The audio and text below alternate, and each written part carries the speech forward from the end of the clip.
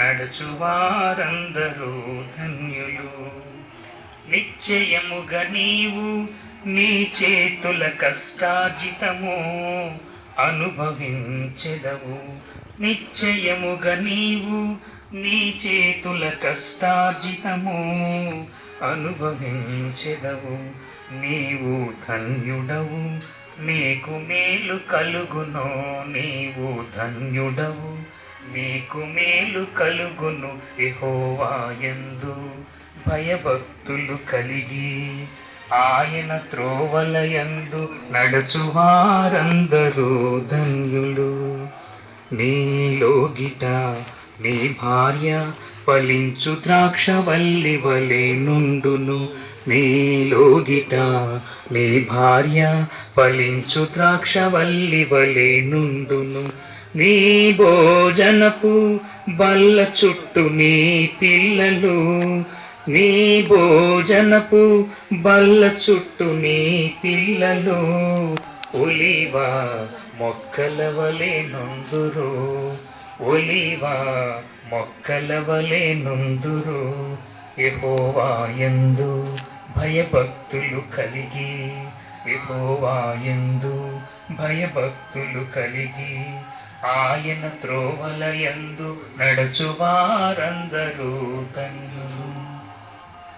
యెహోవా యందు భయభక్తులు కలవాడు ఇలాగు ఆశీర్వదింపబడును.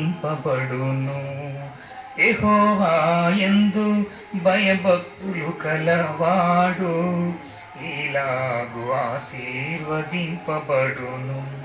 సియోనులో నుండి యెహోవా నిన్ను ఆశీర్వదించును. నీ జీవిత కాలమంతయు యెరూషలేమునకు, నీ జీవిత కాలమంతయు యెరూషలేమునకు క్షేమము కలుగుట చూచెదవు. నీ పిల్లల పిల్లలను నీవు చూచెదవు. నీ పిల్లల పిల్లలను నీవు చూచెదవు. ఇశ్రాయేలు మీద సమాధానముండును గాక.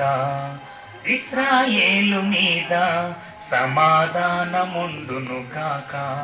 యెహోవా యందు భయభక్తులు కలిగి, యెహోవా యందు భయభక్తులు కలిగి ఆయన త్రోవలయందు నడుచువారందరూ ధన్యులు.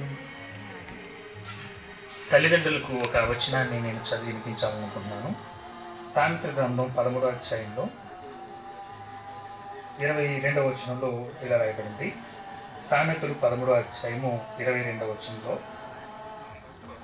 మంచివాడు తన పిల్లల పిల్లలను ఆస్తికర్తలుగా చేయును. ఇక్కడ ఈ వచనాన్ని తల్లిదండ్రులైన ప్రతి ఒక్కరూ జ్ఞాపకం పెట్టుకుంటే మంచిదని అనుకుంటున్నాను. మంచి తండ్రి ఏం చేస్తాడండి? ఏం చేస్తారమ్మా? తల్లిదండ్రులు బిడ్డలకు ఇచ్చేవి రెండు ఉంటాయి. ఒకటి అదృశ్యమైనవి, రెండోది దృశ్యమైనవి. తల్లిదండ్రులు పిల్లలకి ఇచ్చేవి ఏంటండి? అదృశ్యమైనవి, దృశ్యమైనవి. అదృశ్యమైనవి అంటే ఏంటంటే అప్పులు, దృశ్యమైనవి అంటే ఆస్తులు. చాలా మంది తల్లిదండ్రులు పిల్లలకి ఏమిస్తారు? ఆస్తులు ఇస్తారా, అప్పులు ఇస్తారా? చాలా మంది తల్లిదండ్రులు బిడ్డల్ని కన్న తర్వాత ఆ బిడ్డలు పెద్దవాళ్ళు అయ్యేటప్పటికి వారు చేసినటువంటి అప్పులన్నీ వాళ్ళకి అప్పచెప్తూ ఉంటారు. అయితే ఇక్కడ సామెతల్లో మనం చూస్తే మంచివాడు అంటే మంచి తండ్రి పిల్లల పిల్లల్ని కూడా ఏం చేస్తాడంటే ఆస్తికర్తలుగా చేస్తాడు. కొరింథీ పత్రికలో కూడా పౌలు 2వ పత్రికలో అదే మాట చెప్పాడు. 2వ కొరింథీ పత్రికలో మనం చూస్తే 13వ అధ్యాయంలో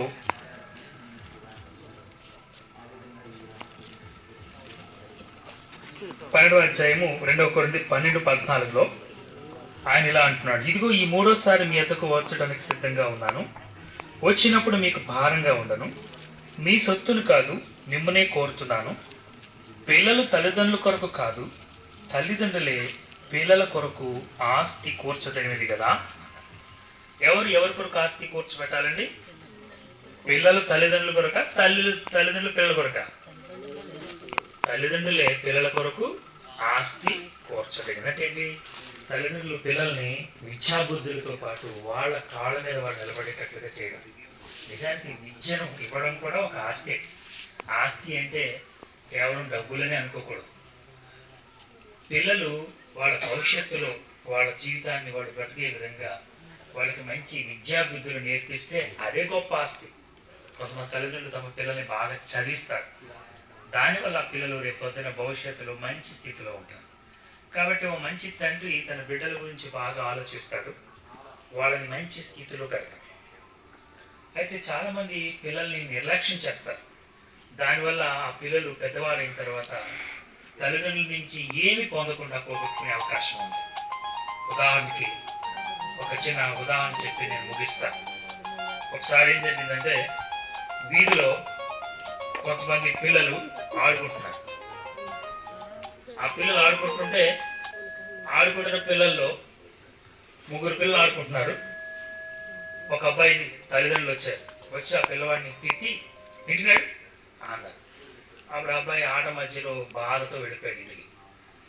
ఇంకెంతమంది ఆడుకున్నారండి? 2 ఆడుకున్నారు. ఆ 2లో మళ్ళీ ఇంకొక అబ్బాయి తల్లిదండ్రులు వచ్చారు. వాళ్ళ అమ్మ వచ్చి ఇంటికంటే చెప్పి కొట్టింది. ఆట మధ్యలో వెళ్ళిపోతున్నందుకు వాడు బాధతో వెళ్ళిపోయాడు. ఇంకెంతమంది ఉన్నారండి? ఇంకొకన్నాడు. ఆ 3వ వాడు కూడా ఇంటికి వెళ్ళిపోయాడు. వాడు కూడా ఒక బాధతోనే వెళ్ళాడు. ఏ బాధతో వెళ్ళాడండి? అడే బాధతో వెళ్ళాడంటే వాళ్ళ అమ్మా నాన్న వచ్చి తీసుకెళ్ళారు, వీళ్ళ అమ్మా నాన్న వచ్చి తీసుకెళ్ళారు. కానీ మా అమ్మా నాన్న నన్ను పిలవడానికి రాలేదు. అంటే ఏంటి? వాడు ఎప్పుడు వెళ్ళిపోయాడంటే వాళ్ళందరూ వెళ్ళిపోయాడు. అంటే తల్లిదండ్రుల్లో చాలా మంది పిల్లల్ని పట్టించుకునే వాళ్ళు ఉంటారు. వాళ్ళు పొద్దు నుంచి సాయంకాలం వరకు ఎక్కడున్నారు, ఏం చేస్తున్నారు, అసలు వాళ్ళు జాస్తి లేకుండా ఉండేవాడు. అది మంచి బుద్ధులు నేర్పడం కాదు. చాలా మంది ధనవంతులైన వాళ్ళు కూడా ఈ విషయంలో నిర్లక్ష్యం చేస్తుంటారు. ఒక ఆయన రాత్రి 12 అయిన తర్వాత గదిలో కూర్చుని పుస్తకం ఏదో రాసుకుంటున్నాడు. ఆ టైంకి వాళ్ళ చిన్న పాప గదిలో ప్రవేశించి, డాడీ ఏం చేస్తున్నారు డాడీ అని అడిగింది. అప్పుడు పాప అడిగిన ప్రశ్నకి వాళ్ళ నాన్న ఏమన్నాడంటే, నేను రేపు పొద్దున్న ఎవరెవరిని కలుసుకోవాలో, ఎవరితో మాట్లాడాలో ఒక లిస్ట్ తయారు చేసుకుంటున్నాను అని చెప్పాడట వాళ్ళ నాన్న. అప్పుడు ఆ పాప అందట, నా పేరు కూడా రాసుకుంటాడు అక్కడ అని. అంటే ఏంటి? ఈ తండ్రికి కనీసం ఆ పాపతో మాట్లాడడానికి గడపడానికి కూడా టైం లేదు. పొద్దు నుంచి రాత్రి వరకు ఏదో పనుల మీద తిరుగుతున్నాడు అనమాట. కాబట్టి పిల్లలు తల్లిదండ్రులని చాలా కోరుకుంటారు. అయితే అది గమనించకపోతే వాళ్ళు ఎదిగే విషయంలో సమస్యలు పడతారు. కాబట్టి మంచి తండ్రి తన బిడ్డల్ని ప్రయోజకులుగా చేస్తాడు. అలాంటి విజయవంతులైన తల్లిదండ్రులుగా నిరూపించుకోవాల్సిన అవసరం తల్లిదండ్రులకు ఒక సవాలుగా ఉంటుంది. బైబిల్లో సంఘ పెద్దలుగా ఉండాలంటే వాళ్ళు విశ్వాసులైన పిల్లలు కలిగిన వారుగా ఉండాలని ఒక నియమం ఉంది. పాస్టరు అంటే అర్థం ఏంటో తెలుసా అండి? పాస్టరు అంటే సంఘ పెద్ద. బైబిల్లో ఇంగ్లీష్లో పాస్టరు, తెలుగులో కాపరి. నిజంగా ఎవరైనా పాస్టర్గా పెట్టాలంటే వాళ్ళ పేర్లు ఎలా ఉండాలండి? విశ్వాసులయ్యి ఉండాలి. ఒకవేళ ఏ పాస్టర్ గారికైనా పిల్లలు అవిశ్వాసులు అయితే అతను పాస్టర్గా ఉండడానికి సరిపోతాడా? సరిపోదు. బైబిల్ అలా చెప్తుంది. అధ్యక్షుడిగా ఉన్నారనుకోండి, అతని పిల్లలు కూడా విశ్వాసులై ఉండాలి. కానీ ఈరోజు మనం ఏం చేస్తున్నామంటే తల్లిదండ్రులు ఒకలా ఉంటుంటే పిల్లలు ఇంకొకలా ఉంటున్నట్టుగా కనబడుతుంది. కాబట్టి తల్లిదండ్రుల మీద ఆధారపడి ఉంది. ఎవరైనప్పటికీ మన సహోదరు విజయ్ కుమార్ని దేవుడు ప్రేమించి ఆశీర్వదించిన విధానాన్ని బట్టి వారి సంతోషంలో నేను పాల్గొంటూ ఉన్నాను. వారి కుటుంబంలో జరిగిన మేళను జ్ఞాపకం చేసుకుంటూ సంఘం అంతా కలిసి ప్రార్థించడానికి ఈ అవకాశాన్ని, ఈ కార్యక్రమాన్ని ఏర్పాటు చేసినందుకు అభినందిస్తూ ఉన్నాను. ఓపికతో ఇంతవరకు వినందుకు మీ అందరికీ వందనాలు.